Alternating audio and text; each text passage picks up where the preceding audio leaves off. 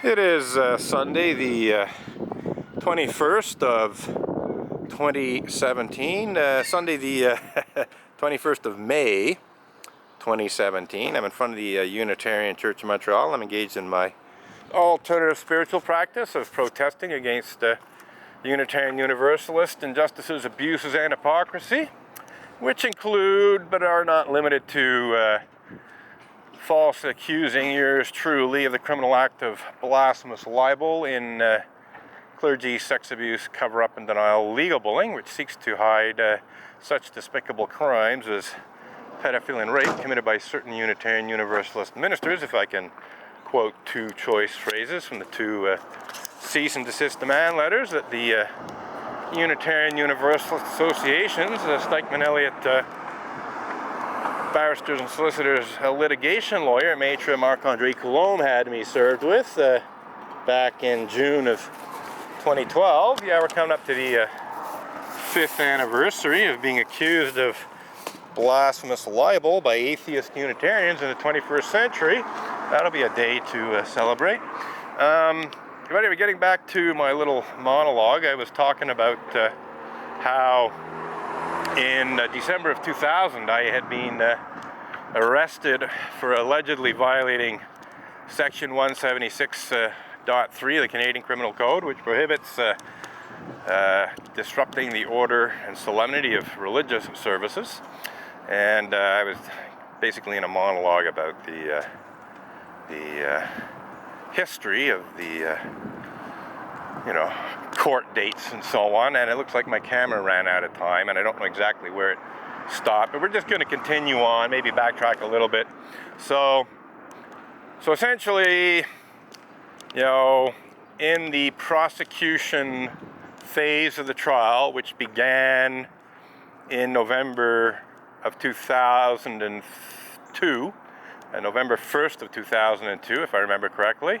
I definitely remember it was November 1st. It was All Saints Day. And then there was a second court date in April of 2003. So during the first two court dates, which were the prosecution phase of the trial, the Crown prosecutor, brought his prosecution witnesses, which were the police officers who arrested me, Anthony Pompa of Station 12, now retired, and Valmir Bourdon, former president of the Unitarian Church of Montreal, and one of the obnoxious anti-religious bigots that I had the misfortune to have to deal with at the Unitarian Church of Montreal, and also Jeremy Searle, who is an NDG city councillor. He was at the time an NDG city councillor. He still is, very notorious Montreal politician. He's always screwing up in one way or another. Usually his big mouth gets him into trouble, well-deserved trouble, because he says incredibly stupid things, and finds himself on the wrong end of controversy about his various statements. So anyhow, so Jeremy Searle, as far as I'm concerned, he actually pressured Station 12 police to have me arrested on something. He basically demanded they do something. He didn't specify what, to basically force an end to my protest in front of the church. So I was arrested in December of 2000 for allegedly disrupting the order and solemnity of church services. And so getting back to the trial phase, Anthony Pompa said his piece, which is, very basic.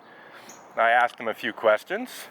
A couple of questions, with hindsight, I should have asked him, but didn't. But anyway, he was basically done. He just, said what he did, in terms of his police work, which was essentially just to come and arrest me. So he wasn't, a detective or anything like that. I should have actually hauled the detective in, now that I think about it, assuming there was one, and there probably would have been. But in any case, Anthony Pompa, said his thing, and then I believe it was, yeah, I'm not sure who was first. I think now it might. I think actually it was Jeremy Searle who was the first prosecution witness, and then it went to Val Bourdon. I think that was the order. So I'm questioning Jeremy Searle and Val Bourdon about whether or not I can be seen inside the church when the service is on, whether or not I can be heard within inside the church, and so on. And basically trying to establish that I can't be seen and I can't be heard, and therefore I'm not disrupting the church services. So, anywho, guy looking at the slogans here. So, to make a long story short, I essentially blew the whole case out of the water with my examination of the testimony of Jeremy Searle and Val Bourdon. And I think the clincher was my questioning of Val Bourdon, which took all about 90 seconds of questioning after he had presented his testimony. And so I believe the first question that I asked Val Bourdon was, can you hear me inside the church when I'm outside protesting? And he honestly answered no, just simple no. That's it. So that's good. Can't hear me. And I do believe that Jeremy Searle had answered the same way when I had questioned him. So then my next question to Val Bourdon was, well, can you see me inside the church when church services are going on? And he said yes. And this was, kind of bizarre because, as we can see here, and as I previously explained in the previous clip, here's the church sanctuary area.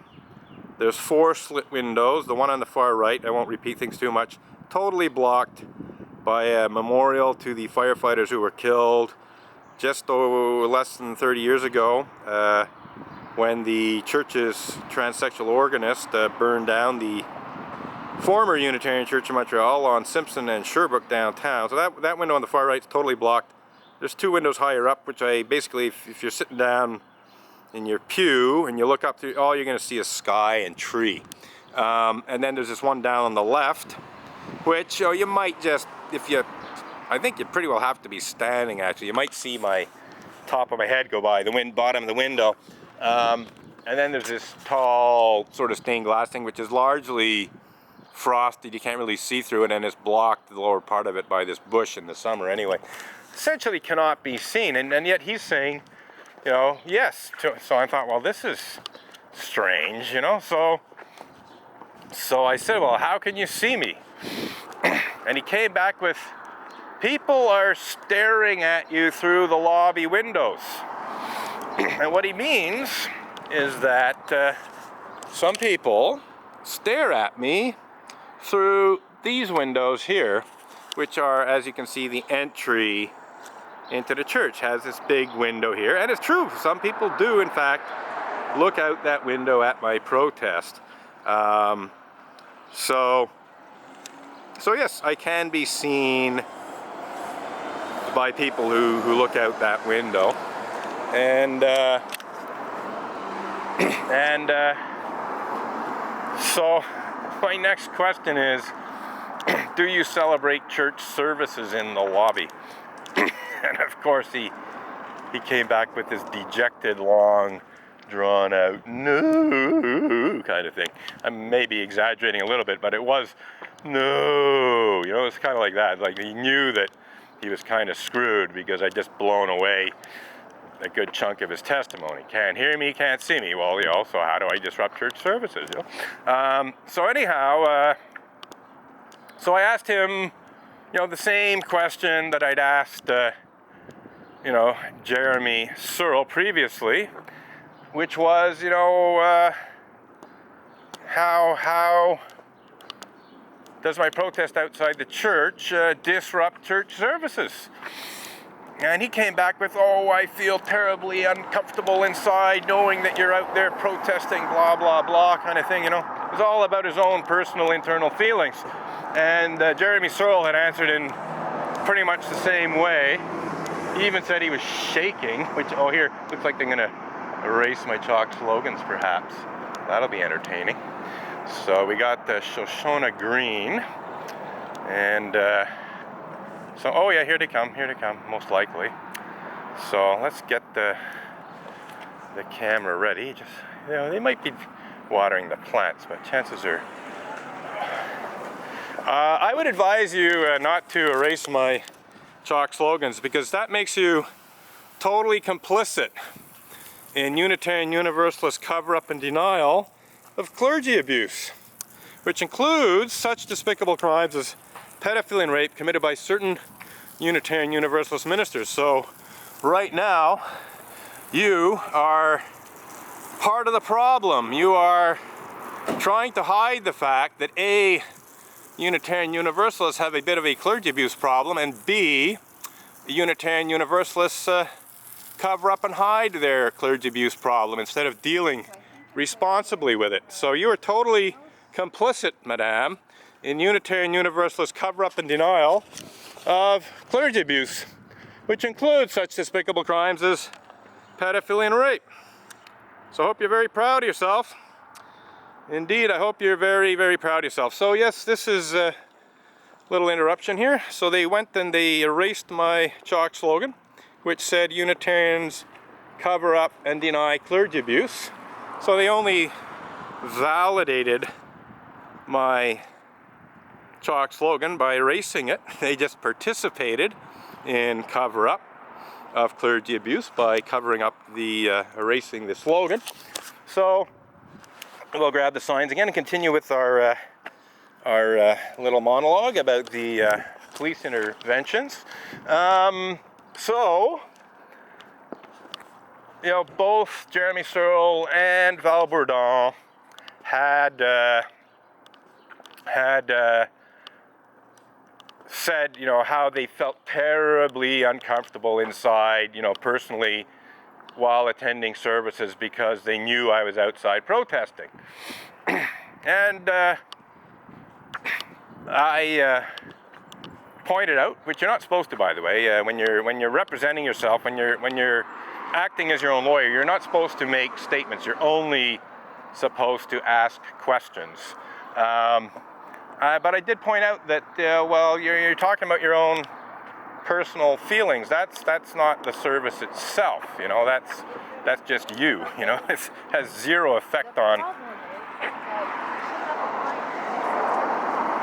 Not quite sure what this woman said, but she said something about the problem is they should have the right, blah blah blah.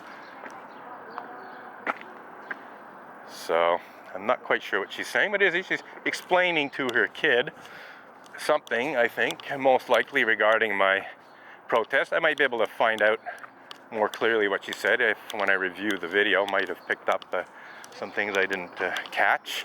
Anyway, getting back to the testimony of Val Bourdon, Jeremy Searle. I basically did that. I point out, well, you're talking about your own personal feelings. This has zero impact on the actual service. And the judge said, oh, you can't do that. You can't make statements like that. You can only ask questions. Fine. So my next question to Val Bourdon, oh, and that's it. Now that I think about it, I think I had asked, you know, has a church service ever been disrupted? I think that was my point. And I think that's where he came back with his personal feeling stuff. And that's where I made the statement. And so the judge said, no, you can only ask questions. You cannot make statements at all. So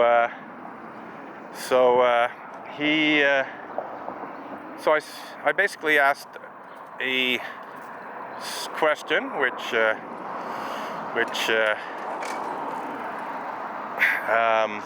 basically followed up on that first question, and I asked Val Bourdon, well, you know, has a church service ever stopped and started again as a result of my protest outside the church. This would be a disruption of the church service caused by my protest. If my protest outside the church had somehow caused the church service to come to a stop and then start again as a result of something I was doing in my protest, well then, that could be seen as an actual disruption. He came back with no. And that was pretty well it, can't be seen, can't be heard. No service was ever actually stopped and started again. In other words, no church service was ever actually disrupted. Never should have been arrested in the first place. So what happened is the prosecutor, a young guy, rookie guy, I'd say, in his mid to late 20s, I'd say, or possibly early 30s, judging from his youthful good looks, shall we say, he threw in the towel. He basically said to the judge, well, as you know, Your Honor, I have to prove 4 or 5 points of law beyond reasonable doubt in order to obtain a conviction, and I cannot prove a single one of them, and therefore I would like you to ask Mr. Edgar to make a motion of non-suit. Now, to be honest, I didn't know what a motion of non-suit was because I hadn't done, super in-depth study of legal procedures prior to the trial, because it was such bullshit anyway that I figured, the chances of getting a conviction were almost zero in any circumstance. So I didn't really need to know a whole lot about court procedures and this and that. So the judge explained to me what a motion of non-suit was, that essentially I could, if the prosecution failed to prove its case in the prosecution phase of the trial, that I could just make this motion of non-suit, which is essentially just a motion saying that, that the prosecution has